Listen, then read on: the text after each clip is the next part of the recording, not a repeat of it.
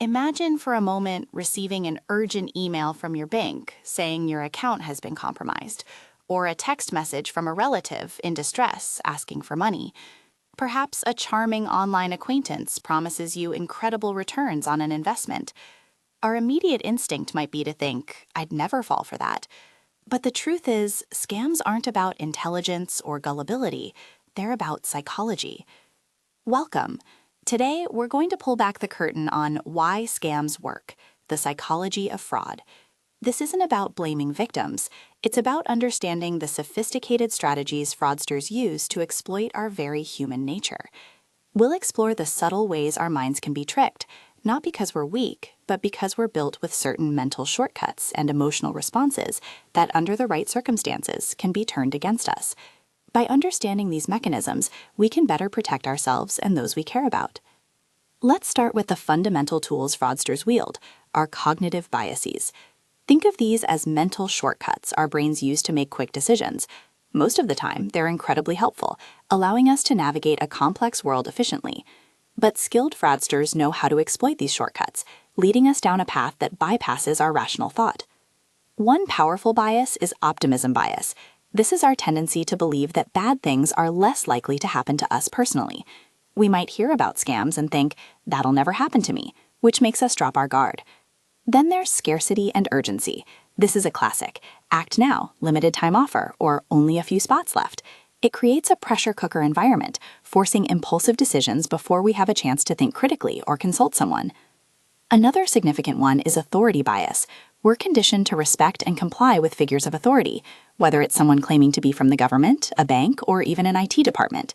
When a scammer impersonates these trusted entities, our natural deference can make us overlook red flags. Similarly, social proof plays a huge role.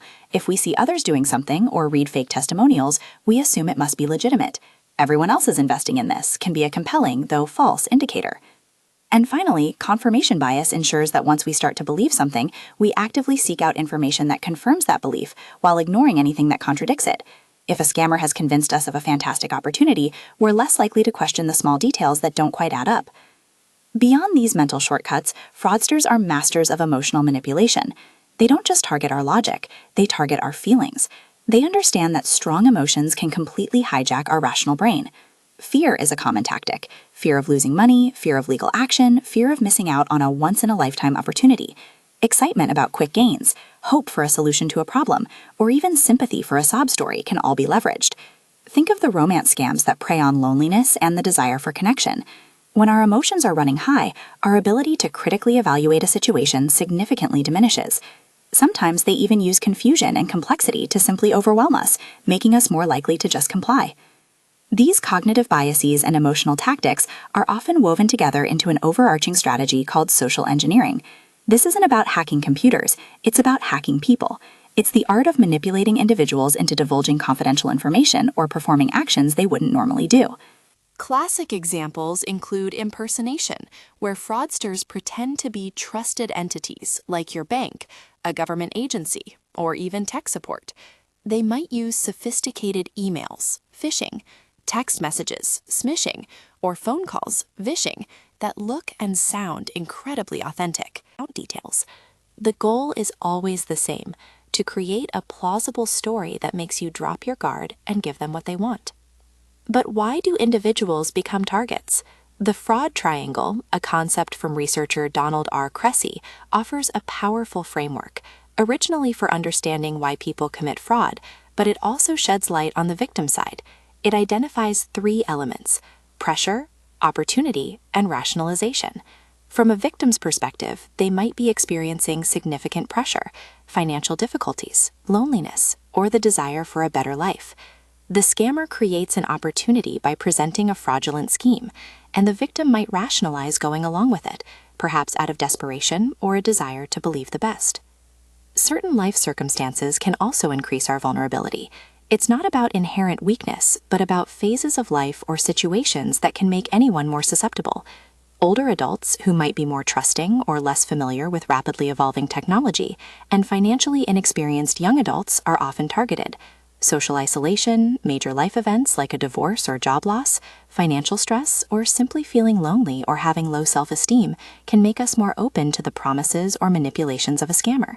When we're under stress, our cognitive resources are strained, making us more likely to take shortcuts or overlook details. Consider the case of Bernie Madoff, whose infamous Ponzi scheme leveraged trust and social proof, preying on sophisticated investors who believed they were part of an exclusive, high-performing club. Or the Barbara Corcoran scam of 2020, where an employee was tricked by a sophisticated email impersonation, highlighting how easily even experienced individuals can be caught off guard by effective social engineering. These aren't isolated incidents. They demonstrate how these psychological tactics play out in the real world.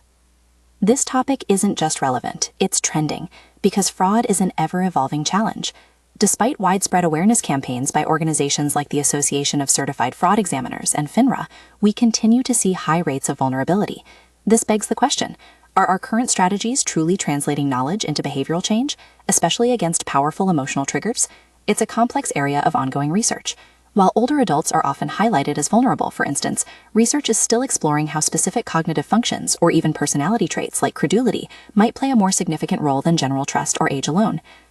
Looking ahead, the landscape of fraud is becoming even more intricate, particularly with the rapid advancements in artificial intelligence and deepfakes. Imagine receiving a phone call from what sounds exactly like your child or grandchild, their voice perfectly cloned by AI, asking for urgent financial help, or a video call where the person on screen looks identical to a trusted colleague, making a fraudulent request.